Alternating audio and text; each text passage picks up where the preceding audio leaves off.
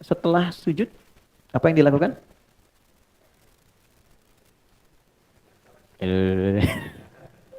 Setelah sujud yang pertama, apa yang dilakukan? Ah, yang dilakukan bangkit dari sujud. Langsung duduk. Bangkit dari sujud. Bagaimana cara bangkitnya? Seperti apa posisinya dan apa yang dibacakan? Setelah tahu caranya, maaf tangan diri. Saya perbaiki. Setelah tahu caranya, kemudian bacaannya, baru kemudian hikmahnya. Saya boleh beri catatan dulu ya, sebentar. Untuk pertemuan berikutnya, dengan segala kerendahan hati, kalau ada meja itu ya, agak lebar dan lebih kuat, bisa dihadirkan Mas Miko ya. Ya, bukan apa-apa, bukan buat saya, supaya ada yang volunteer bisa naik, bisa kelihatan ininya, prakteknya lebih mudah. Di sini kan buat sujud nggak pas ini, duduk nggak optimal. Oke, kita mulai ya. Untuk saat ini, sementara saya minta izin, ini saya geser dulu ke belakang sini, nggak usah berubah. Satu orang aja minta izin ke sini supaya tidak merubah saf. Bisa? Nggak apa-apa? Bisa ke belakang. Ke sini aja supaya saya juga jangan ke sana kan ini duduk, ada orang duduk sini aja. Nah, oke, ya. Ya. Nah, antum jangan kemana-mana, sini aja. Ini Ustaz berdiri di sini Ustaz, izin ya, maaf ya. Nah, aman handphone aman. Udah, udah. Kalau ke sana Spanyol kiblat sini. Ya. Nah, izin sebentar, di kamera mohon difokuskan ke praktek ini supaya lebih terlihat dengan baik ya. Mohon maaf sebesar-besarnya, posisi sujud. Ya, beliau aliran dari lutut dulu, turun. Baik ya. Ini kan tadi saya minta menghadap ya. Nah, untuk memudahkan gampang supaya kelihatan teman-teman sekalian, perhatikan baik-baik. Ini ya, posisi tangan seperti pernah saya sampaikan, itu normal saja. Dari mulai bertakbir seperti ini, kan posisi di sini. Nah, posisi nempel di sujud tuh begini. Ini tinggal ditempelkan aja. Ya.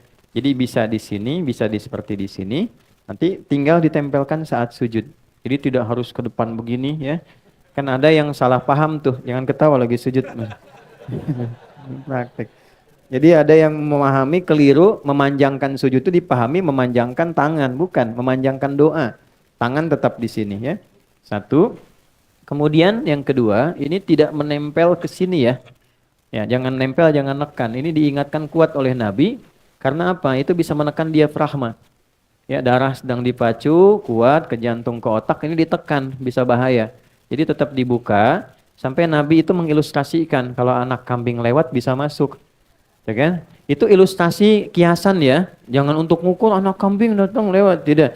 Kan itu juga orang Arab yang zaman dulu gitu. Ini maksudnya ada ruang. Kemudian itu sudah kening, sudah menempel, dua telapak tangan, dua lutut. Ini bagian kaki, maaf ya, ini menutup sudah bagus, bukan terbuka ya lututnya. Mohon izin Ustaz menghadap ke arah papan tulis ke sini. Izin. Nah ini bagian kakinya. Ya. Jadi ini tertutup begini, jadi tidak membuka begini, ya. Tutup seperti ini. Nah, enggak pakai tutup aja. Udah. Nah, sekarang kita akan langsung bangkit dari sujud. Ustaz bangkit silakan. Ya, Allahu Akbar. Nah, tahan. Izin ya. Saya soroti yang pertama hadis riwayat At-Tirmidzi. Ya, kita lihat baik-baik teman-teman sekalian. Yang pertama, kaki sebelah kiri, pastikan kiri ya. Kaki yang kiri dilipat begini lalu diduduki. Sudah? Nah, bisa dilihat posisi di sini sudah bagus, yang kiri dilipat begini. Nah, lalu diduduki. Dah? Dibentangkan. Bentangkan itu dalam bahasa Arabnya tuh firash, berusaha membentangkan iftarash. Makanya kasur disebut firash karena terbentang begini. Oke, sehingga membuat nyaman. Jadi bentangkan dengan nyaman. Kalau ada masalah bengkak jangan dipaksain. Ya, sehingga membuat luka kepada fisik. Nanti ada cara yang lain. Bentangkan, duduk sampai terasa enak. Yang kanannya tegakkan, jarinya dilipat menghadap ke arah kiblat. Ya. Ini yang kanan, ya, tegakkan jarinya dilipat menghadap ke depan ke arah kiblat. Itu sudah bagus posisi kakinya. Jelas? Baik, ini dulu. Kemudian badan ini tegak, tidak bungkuk ke depan, tidak ke samping kanan. Tidak ke kiri atau ke belakang, tegak saja. Pandangan, ini pandangan ke tempat sujud ke depan. Baik ya? Ke tempat sujud begini. Kalau kita di depan Ka'bah boleh ke Ka'bah ke depan. Jelas ya? Baik. Nah, ada juga yang ulama mengatakan pandangan ke depan, boleh depan atau tempat sujud. Karena itu dianjurkan berpakaian yang pantas, yang baik sehingga tidak mengganggu dari pandangan orang lain. Oke ya? Pakai sholat, pakai kaos tutup aurat bagus. Depannya Ronaldo, belakangnya Messi misalnya kan jadi masalah tuh, gambar-gambar repot. Kemudian tangan ini izin Ustaz menghadap ke sana supaya kamera bisa melihat. Baik. Letakannya di mana? Nah ini ya. Nah diletakannya itu di atas lutut sedikit bagian paha ujung dekat ke lutut. Ya, jadi bukan nutup lutut begini atau ditarik ke belakang begini, cukup didekatkan ke lutut dan terurai begini. Terurai saja, santai saja gitu ya, tidak menekan begini atau melepas begini, terurai seperti biasa begini. Jelas sampai sini? Baik, silakan kembali. Jazakallahu khair. Baik, sekarang perhatikan baik-baik. Tadi duduk ini dilakukan setelah apa? Sujud kan? Baik. Kita tadi setelah mendengar bersama uraian bahwa sujud itu kan posisi paling dalam saat seseorang merendah. Dengan menempelkan bagian terhormat di kepalanya kan? Perhatikan. Seorang yang biasa merendah di hadapan Allah, maka Allah akan mengangkat derajatnya dengan lebih baik dibandingkan orang yang selalu meninggikan dirinya. Rumus dalam sholat, kalau orang biasa tinggi, Allah pasti rendahkan. Tapi kalau orang biasa merendah, Allah pasti tinggikan. Itu poin utama. Kalau Anda baru sampai level ruku, Allah angkat. Tapi baru sampai i'tidal. Diangkat derajat i'tidal. Tapi kalau Anda sudah bisa sujud, Allah angkat dalam posisi yang santai. Sambil duduk pun anugerah datang. Itulah sebabnya orang yang sujudnya baik dan sempurna, minimal akan diberikan pada keadaan dirinya 6 hal, hadis riwayat Ibnu Abbas, atau maksimal sampai 8 hal dalam kehidupannya. 1 ampunan, Rabbighfirli. 2 kasih sayang, warhamni. 3 penjagaan dari sifat buruk, wajburni. 4 diangkat derajatnya, warfa'ni. 5 diberikan limpahan rizki bahkan tak terbatas, warzuqni. 6 diberikan petunjuk dalam menjalani segala hal, wahdini. Ya, kemudian yang ke-7 diberikan penjagaan hadir dalam lingkungan yang sehat dan baik, wa'afini. Ke-8 dijaga dari perbuatan-perbuatan salah, fa'fu anni. Oke? 8. Bisa 6 dengan 2 bagian terakhir itu tidak dimunculkan karena terwakili dari yang sebelumnya, atau 8 dimunculkan lagi untuk penegasan sebagai penguat. Baik. Nah, jadi kalimat yang pertama setelah bangkit dari sujud kan diangkat ya, dapat anugerah. Inilah yang paling dahsyat. Di semua riwayat walaupun ada perbedaan urutan, tapi kalimat pertamanya sama. Rabbighfirli. Ada yang pakai Allahumma, yang 6 bacaan Allahumma firli. Allahumma gfirli, Rabbighfirli. Ini luar biasa secara etik, luar biasa. Islam itu selalu menjaga keseimbangan. Walaupun Anda dalam posisi terangkat, dapat promosi jabatan, dapat proyek besar dan sebagainya, tetap selalu merendah untuk mengevaluasi diri. Jangan karena kedudukan terangkat, promosi, dapat proyek besar, merubah kebiasaan jadi nggak kenal kawan yang selama ini membantu. Nggak nyapa teman gitu, stylenya berubah. Nggak apa-apa membentuk kepribadian yang lebih baik dengan posisi tinggi, tapi tetap humble itu penting. Karena itu Nabi ketika diinfokan di awal, kamu akan menaklukkan Mekah dengan begitu damai. Dan banyak orang masuk Islam, tapi bagian akhirnya itu indah. Bukan senang-senang, bukan pesta. Lihat kalimatnya. Idza jaa nasrullahi wal fath wa ra'aitan nasa yadkhuluna fi dinillahi afwaja fasabbih bihamdi rabbika wastaghfir. Malah diminta istighfar. Coba Anda bayangkan, pemimpin besar menaklukkan satu wilayah yang selama ini tidak mudah, mengeluarkan beliau dari situ, diusir, dihina, dipersekusi, temannya dieksekusi. Begitu diinfokan, kamu akan masuk ke situ dengan damai, tenang, nyaman, orang banyak masuk Islam. Tapi perintah Qurannya apa? Istighfar ya. Kenapa? Supaya jangan ada perasaan jumawa saat masuk seakan merasa yang paling hebat. Padahal yang mengantarkan Allah. Kalau ditugaskan di perusahaan baru, Anda masuk ke ruangan, dihadapkan pada karyawan, jangan merasa tinggi dulu. Siapa yang mengantarkan Anda ke situ?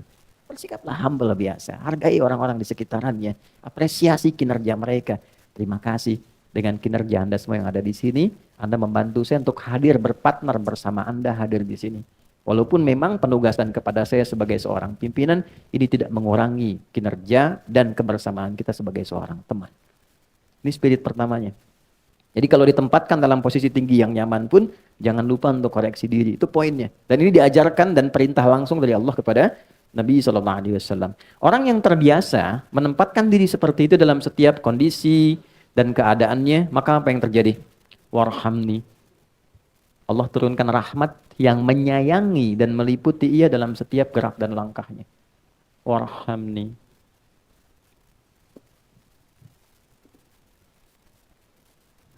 Rahmat itu artinya banyak ya. Satu, pengentas dari berbagai macam persoalan hidup. Bahasa kitanya solusi dari berbagai problematika kehidupan. Jadi Allah itu kalau pengen menyelesaikan masalah hambanya, diberikan rahmat dulu. Dengan rahmat itu solusi datang. Itu ditemukan di Quran surah kedua ayat 157. Ya, masalahnya di 156, 155, sabarnya 156, rahmatnya 157. Oke, dari 155, walanabluwannakum bisyai'im minal khaufi wal ju'i wa naqsim minal amwali wal anfusi wat thamarat wa basyiris sabirin. Hei yakini, sepanjang kau hidup punya harapan tertentu, aku pasti akan uji engkau yang hidup demi mewujudkan harapanmu. Satu, gelisah. Ya, gelisah tuh termasuk ujian. Khawatir, gelisah. Ini gelisah, kapan Ustadz selesai nih? Ya, kapan waktu ini jemput dan macam-macam. Ada. Walju, lapar. Ya, nih Dimas dia ini ada makan siangnya enggak nanti nih, ada snacknya enggak macam. Ya. Wa naqsi minal amwal, harta berkurang. Kemarin proyek bagus, sekarang berkurang. Wal anfus, kadang sakit. Ada rekan yang meninggal dan sebagainya. Wat thamarat, hasil kerja keras kita, proyek kita, tender kita kok diambil orang. Ya, itu ada yang saya koreksi sedikit, diterjemah diartikan buah-buahan. Saya agak kurang setuju dengan terjemahan itu, karena agak rasa kurang adil. Kalau tukang buah saja, tukang sayur gimana gitu ya, yang lainnya. Nah, jadi maksudnya itu bahasa kiasan di balaghah. Buah-buahan itu kan orang nanam dulu dari benih, jadi pohon, keluar, kemudian sebagainya bunga. Jadi yang siap dipanen besok mangga udah jadi, besok mau panen, malamnya diambil orang. Anda nyiapkan studi, disusun proposal bagus, majukan tender, Anda harusnya menang, diserobot orang. Itu maksudnya. Hasil kerja keras kita diambil orang. Wabasyiris sabirin. Gembiralah, berbahagialah orang sabar. Ini menarik ya. Ada orang dikasih masalah malah senang. Tuh, bisa nggak sampai ke level itu? Ya, punya masalah malah senang. Bisa nggak? Karena bahasa Qur'annya berikan kabar gembira pada orang sabar. Jadi ada orang yang gembira ketika menerima masalah. Ya, kok bisa gitu? Sendal hilang malah gembira. Keluar sini sendal hilang, gembira. Ya kan? Tapi gembira itu bukan menghilangkan ikhtiar, gembira alhamdulillah. Pulang tanpa sendal, bukan begitu. Ya, itu salah namanya. Dia tetap berikhtiar tapi gembira menerima itu. Kenapa dia gembira? Karena tadi di awal dia tahu masalah itu jalan mengabulkan doanya. Jadi kalau Anda sedang punya masalah, catat tadi malam doa apa? Nah, itu jalannya. Jadi begitu Allah kirimkan itu, dia senang. Ternyata Allah kabulkan lewat jalan itu. Maka dia terima dulu dengan sabar. Sabar itu menerima apa yang Allah berikan kepada kita dengan berusaha mencari jalan ikhtiar sesuai dengan pedoman yang telah Allah tetapkan. Lalu kuatkan diri, kuatkan dulu supaya ada motivasi. Cara menguatkannya ayat 156. Alladzina idza asabathum musibah qalu inna lillahi wa inna ilaihi. Persoalannya ayat ini sering dibatasi bacaannya kalau ada orang meninggal. Padahal ini ayat umum terkait dengan ujian hidup. Ya Allah, engkau yang kasih, engkau pasti berikan solusinya juga. Ya Allah, terima kasih, aku berdoa, engkau kirim ujian, engkau pasti kirim jawabannya juga. Itu maksudnya. Nanti ditafsir di Al-Insyirah, inna ma'al usri, pasti ada solusinya, pasti bisa. Itu poinnya, katakan pada diri kita. Itu ada ayat yang meminta kita mengatakan untuk memotivasi diri. Jadi kalau sedang ada masalah berat, katakan, ini pasti selesai. Bisa. Itu kita punya ayatnya, Mas. Yang praktekkan Jepang loh. Jepang tuh dari kecil dilatih. Kamu bisa, kamu bisa. Ini. Dulu kan 96 ya Mas Adi, 97. Ada acara Benteng Takeshi itu. Ya, naklukan Benteng Takeshi, bikin meriam-meriaman. Kan reporternya datang, kamu bisa. Itu kan. Ya kalau nggak salah itu ya. Masa-masa Dragon, di TPI kalau nggak salah jam 7. Ya. Kan ada Dragon Ball tuh yang tulisan Sasuke Watanabe ya. Kemarin kan pengisinya baru meninggal tuh. Saya hafal itu, tahu saya. Ya Piccolo kan yang Kamehameha terus ada atasnya. Tapi saya nggak banyak nonton, cuman ini aja tahu ini gambaran. Tapi saya melihat bahwa ini fitrah manusia. Kan kalau sudah di Kamehameha itu mati, terus di atasnya kan ada bulatan ya. Bulatan itu kan sukun. Sukun itu kan bulat, sukun itu kan tenang. Jadi kalau meninggal, usahakan pulangnya tenang. Ya ayat Tuhan nafsul mut, hei jiwa-jiwa yang tenang. Fitrah itu nggak bisa dihindari, nggak bisa dihindari. Ya perubahan apapun melahirkan kebaikan. Sensei ya kalau pindah beralih itu kan pasti jadi, udah ya kebanyakan. Dah sini aja nih, dah. Nah kalau sudah terasa motivasi diri kita, baru ayat 7-nya. Ulaika alaihim salawatum min rabbihim. Orang-orang yang selalu memotivasi diri ketika diuji, itu dipuji oleh Allah. Nah, dia menerima itu dan meyakini sebagai pemberian Allah. Dipuji. Anda dipuji pimpinan, tokoh besar di Indonesia begitu senangnya. Kenapa nggak senang dipuji Allah? Ya? Setelah dapat pujian, warahmah, ulaika alaihim salawatum min rabbihim warahmah. Ini dikasih rahmat, begitu rahmat diberikan, wa ulaika humul muhtadun, dibimbing oleh Allah untuk mendapatkan solusi. Jadi orang-orang yang sujudnya benar, ketika bangkit dari sujud, di antara anugerah terbesarnya adalah Allah selalu menghadirkan solusi dalam setiap masalah hidupnya. Gitu. Makanya seakan-akan nggak punya masalah. Padahal hidupnya banyak persoalannya. Tapi Allah sudah ringankan sebelum dia dapatkan. Karena sujudnya banyak. Tawakalnya banyak. Apa dikira jadi ustadz itu nggak punya masalah? Tidak. Masalah antum kan diserahkan ke saya juga. Nanti habis ini pertanyaan tuh. Saya sebelum ke sini dapat kertas. Baru datang kertas banyak tuh. Masalah semua tuh. Soal rumah tangga orang, kreditan motor, riba ini, macam-macam. Sampai masalah-masalah yang spesifik. Ya, nah itu hal-hal demikian, insya Allah Allah ringankan. Sepanjang apa? Terkoneksi sama Allah. Yang punya solusi Allah, yang punya rezeki Allah, yang punya ketenangan Allah. Kenapa nggak kita sambungkan diri kita dalam sujud? Nggak ada yang paling enak di dalam sujud. Punya persoalan, ambil wudhu, hadap kiblat, sholat, sujud, tumpahkan. Nggak apa-apa, nangis nggak apa-apa, tumpahkan. Keluar enak. Udah itu tenang. Allah tuh ngasih tenang dulu sebelum solusi. Itu pasti tenang dulu. Kalau sudah tenang, jiwanya nyaman. Jiwa yang tenang melahirkan kreativitas yang cemerlang. Catat tuh, bikin status.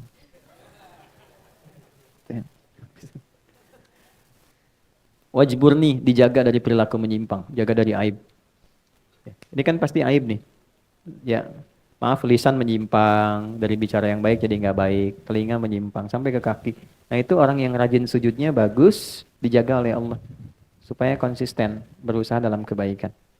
Ya, Rabbighfirli warhamni wajburni warfa'ni, diangkat derajat dengan cara yang baik. Diangkat derajat itu caranya macam-macam Allah itu. Ya, kadang-kadang nggak tampak, nanti cerita temannya. Ya, teman-teman musisi nggak tahu kalau ini tuh walaupun sudah nggak sama-sama tapi royaltinya masih dikasih gini. Dia nggak pernah cerita, orang lain cerita. Sehingga pamornya baik, apresiasinya baik, macam-macam, kan? Ada ternyata unsur sudah naik, perusahaan bagus, dia suka perhatian, derma begini. Dia nggak cerita, tapi orang cerita. Diangkat derajatnya. Ya, nanti kalau diangkat ke tempat yang orang tidak berdebat dengan posisinya, itu namanya maqamam mahmuda. Maqam itu posisi terbaik. Ya, tapi boleh jadi orang masih berdebat, kenapa harus dia? Ada kondisi ketika orang terpilih, orang nggak berdebat, memang dia harusnya. Memang dia yang pantas. Itu maqamam mahmuda. Ternyata cara meraihnya dengan sujud. Saya ijazahkan amalannya dari Quran saat tahajud. Itu ada di Quran surah ke-17 ayat 79 sampai dengan 81. Quran surah 17 ayat 79. Nah, ini 80-nya saya lingkari, 79 ke 80. Tambahan untuk optimisnya ayat 81, bacaan Qurannya ayat 82. Wa minal laili fatahajjad bi, dan dari sebagian malam cobalah bangun untuk tahajud. Allah nggak minta semuanya, sebagian aja. Walaupun 5 menit, 10 menit, 15 menit, nggak apa-apa, yang penting terpenuhi itu. Yang dituntut apa? Ikutin. Kalau di Al-Muzammil tuh sindirannya halus tapi tajam. Innalaka fin nahari sabhan tawila. Duh, hamba Allah yang satu ini, kata Allah nih, siangnya begitu sibuk cari dunia. Ya, lelah, malam-malam enakan pakai selimut tidur. Cita-cita masuk surga Firdaus lagi katanya. Innalaka fin nahari sabhan tawila. Kamu ini begitu sibuk banget siang ya, sampai malam tuh enak pakai selimut. Kan Al-Muzammil dengan Al-Mudaththir itu beda. Kalau Mudaththir dithar, selimut melindungi dari kegelisahan, ketakutan. Kalau Muzammil selimut kayak teman yang bikin tidur itu jadi enak. Kayak punya teman dengan berselimut tuh. Nah, itu maksudnya. Di suratnya Al-Muzammil. Kamu ini kok sibuk banget ya katanya. Pagi sampai siang sampai ke malam, pas malam tidur pakai selimut kayak jadi teman enak banget. Cita-cita masuk surga. Bangun dong dikit. Ya, bangun malammu, sentuhannya akan kuat kepada jiwa. Bukankah ini yang sering kau ingin mohonkan kepada Allah untuk mengabulkan permintaanmu?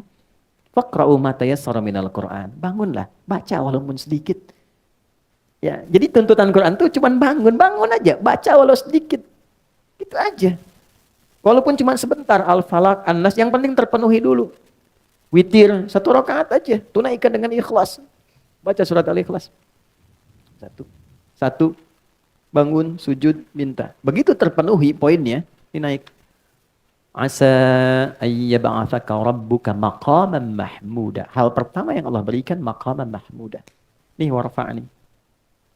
Ya, jadi kalau mau diangkat derajat itu ada 2 caranya. 1 pakai iman, 2 pakai ilmu. Pilih di antara 2 ini. Kalau pakai iman jalannya ibadah. Perbanyak ibadah, derajat Anda terangkat. Yang kedua ilmu. Ilmu makin tinggi, derajat Anda meningkat. Ya, S1 dengan S2 salarinya kan beda. Dengan S3 lain, tempat kerjanya sudah beda, itu sudah hukum. Itu ada di Quran surah 58 ayat 11. Yarfa'illahu alladhina amanu minkum walladhina utul ilma darajat. Wajburni warfa'ni warzuqni. Nah, rizki ini. Ya, rizki, perkara rizki ini enggak gelisah.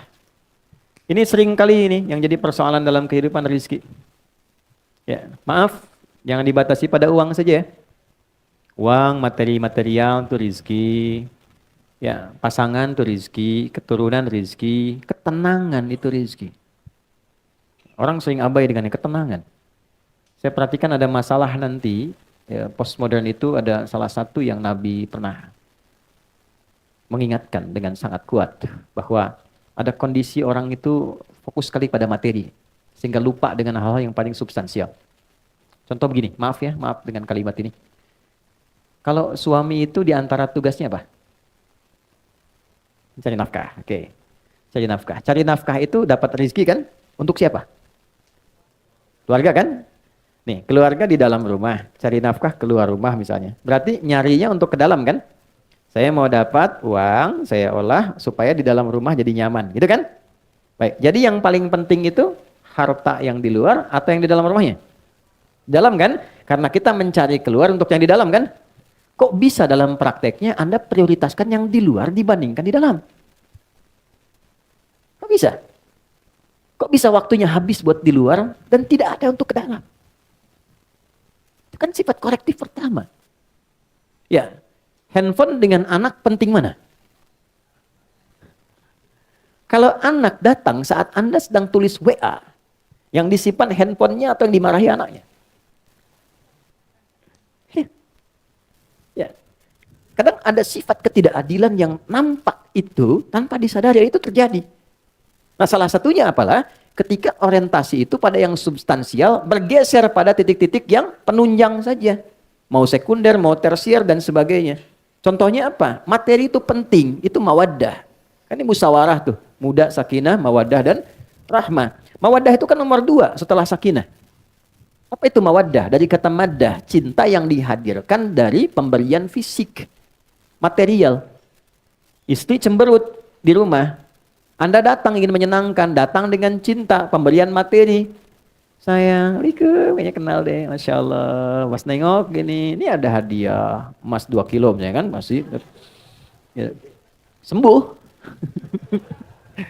Sehat lagi gitu, bagus lagi. Nah itu mawaddah. Hari lahirnya, buatkan makanan kesukaannya. Itu kan? Dan sebagai itu mawaddah namanya. Tapi yang duluan itu sakinah. Karena mawaddah tanpa sakinah hampa. Ya, kaya, tapi nggak pernah tenang, nggak nyaman. Itu udah yang perempuan ibu deh, pilih ya. Kaya tapi gelisah, atau miskin tapi tenang. Nggak ada pilihan ketiga, 2 aja. Saya tahu kaya tapi tenang. Coba, kaya tapi gelisah atau miskin tapi tenang, pilih mana? Nah, ini menunjukkan sakinah itu di atas mawaddah.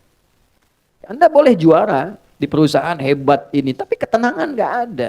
Ke rumah nggak tenang, nggak nyaman, ada kasur tidur di lantai. Ya, sama anak nggak nyapa, sendirian, sampai rumah masih ruang kerja sendiri. Ngapain? Katanya nyari kerja buat ke rumah, terus orang rumah nggak ada perhatiannya. Lantas tujuan apa sesungguhnya yang sedang Anda bangun? Betul. Ya. Nah, ini poinnya, ini dasarnya. Jadi warfa'ni, nah warzuqni, naik ke atas, ya Allah anugerahkanku rizki. Rizki yang bagaimana? Rizki yang dihasilkan dari sujud. Itu sangat berbeda dengan rizki yang dihasilkan bukan dari proses sujud. Karena kalau sudah dari sujud pasti mencarinya ikut aturan Allah. Sujud kan pada Allah. Gak mungkin nyari rizki di luar aturan Allah. Terus digunakannya Allah pengen apa? Dipakainya pasti begitu. Kalau sudah ini terpenuhi 6, wa'afini, pasti terjaga. Ya Allah mahdina fiman hadait wa'afina fiman afait. Tempatkan aku di tempat orang-orang yang terjaga, yang sehat, yang baik. Pasti terjaga lingkungannya. Baru terakhir wa'fu anni untuk koreksi-koreksi kecil. Ya, kalau ada yang kurang tepat dipalingkan sehingga jadi lebih baik, ngelihat yang salah langsung paling kepada yang benar, itu korektif koreksi kecil yang menjaga kita secara detail. Nah, itu kesimpulannya, orang-orang yang terbiasa sujud dengan baik, maka Allah akan angkat derajatnya dalam keadaan yang nyaman, tenang. Yang selanjutnya dalam keadaan tenang dan nyaman pun tetap tidak menghilangkan sifat tawadhu'nya dan kepasrahannya untuk berhamba kepada Allah. Yang dengan itulah dia mendapatkan anugerah-anugerah melimpah selama hidupnya sampai dia wafat menjadi hamba yang sempurna. Nah, sujud gambaran dari sifat ibadah. Orang yang ibadah disebut dengan abdun. Jamaknya disebut dengan ibadun. Karena itu dalam sholat kita katakan iyyaka na'budu. Kalau kita berlatih mendapat rahmat Allah dari ujung kepala sampai ujung kaki karena ibadah, maka berubahlah nanti orang ini menjadi ibad plus sifat Allah pemilik rahmat namanya Rahman. Ibadur Rahman. Berbahagialah kalau sudah jadi ibadur Rahman, maka semuanya terjaga oleh Allah. Wa ibadur Rahmanil ladzina yamshuna 'alal ardi hauna wa idza khatabahumul jahiluna qalu salama. Di ibadur Rahman itu kalau sudah hadir dengan demikian, itu berkah. Tempatnya berkah, lingkungannya berkah, teman-temannya nyaman, dan kemanapun dia beraktivitas selalu terjaga dalam keadaan terhormat. Itu materi kita di kesempatan kali ini.